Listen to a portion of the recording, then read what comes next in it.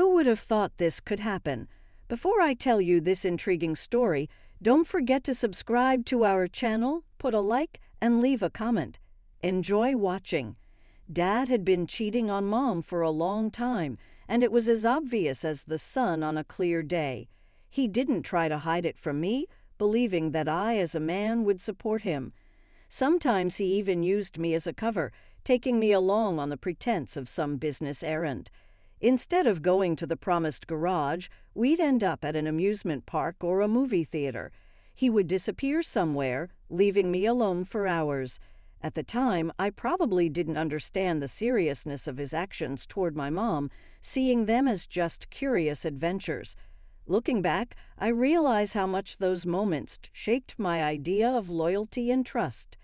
However, it is impossible to hide such things for long, and Mom was certainly not the type to be easily deceived.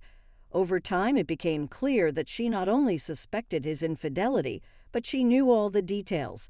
She understood who things were happening with, where and when. This fact became obvious when I heard her mention the name of one of his mistresses, not casually, but in a burst of emotion.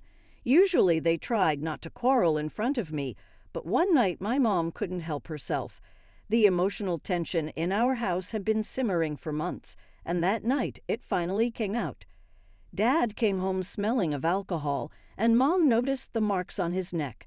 Her patience snapped. She screamed, "Go to your landlady and have her cook you dinner." I heard her voice from the other room, and I got a chill inside.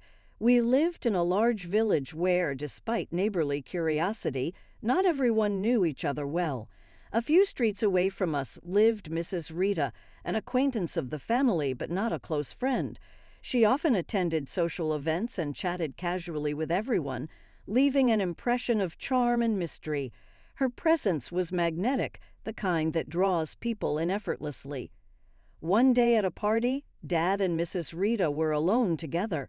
Their interaction was subtle but undeniable, like a quiet storm brewing on the horizon. Later, sitting in the back seat during a family outing, I noticed them having a lively conversation. It suddenly dawned on me that from the outside we looked like a family. The campground was quiet and boring. Deciding to cook kebabs, I headed to the cabin to gather supplies. Instead, I stumbled upon something that made everything clear. The atmosphere was heavy, the kind that happens before a mystery is revealed. Every movement seemed deliberate, as if everyone was silently realizing what was at stake. Through the dim light, I saw Mrs. Rita smiling and looking directly at me. Her gaze stopped on my eyes, and I froze, unable to look away. The seconds dragged on endlessly. From that day on, everything changed. Mrs. Rita gave me long looks and smiled at me in a way that made me uncomfortable.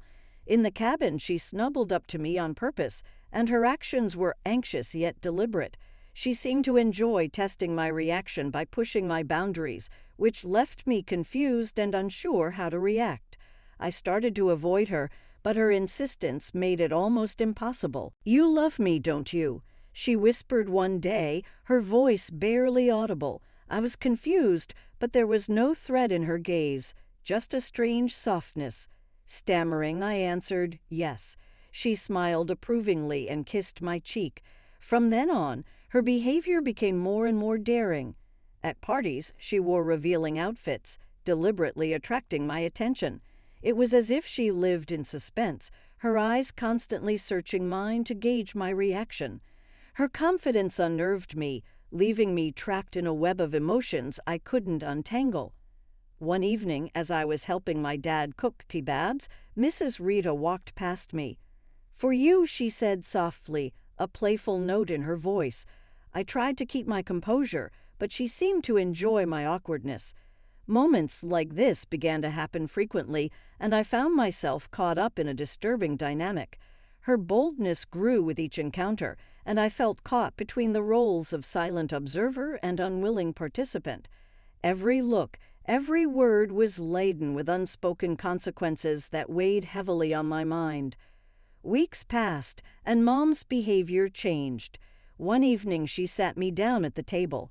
"Son," she began, her voice trembling, "you've become kind of aloof. Is something bothering you?" I reassured her, hiding my inner turmoil. But her eyes reflected concern and unspoken understanding. It was as if she sensed the burden I was carrying, though she chose not to speak about it directly. The unspoken words between us added to the tension. Her quiet strength was both soothing and heartbreaking, reminding me of the complexities of our family dynamic. Life went on, but the tension in our family grew. Dad's absences became more frequent, and Mom's silence became more apparent. Mrs. Rita's presence loomed over us like a shadow. We all seemed to be on the verge of a revelation that could destroy our lives. The delicate balance of our family dynamic was like walking on thin ice, and each day brought new cracks under our feet. The tension was palpable and affected even the smallest interactions within our family. At one of the village meetings, I saw Mrs. Rita talking to Dad, and her laughter tinkled like a bell.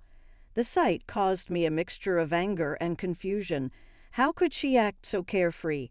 It was a question that lingered with me long after it was over. That night, as I lay in bed, my thoughts were racing. Memories of her intense stares, subtle touches, and bold words replayed in my head like an endless cycle.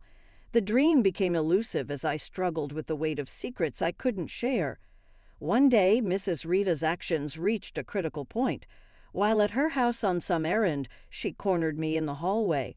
Her voice was low, almost a whisper, when she said, "You're special to me. You know that, don't you?"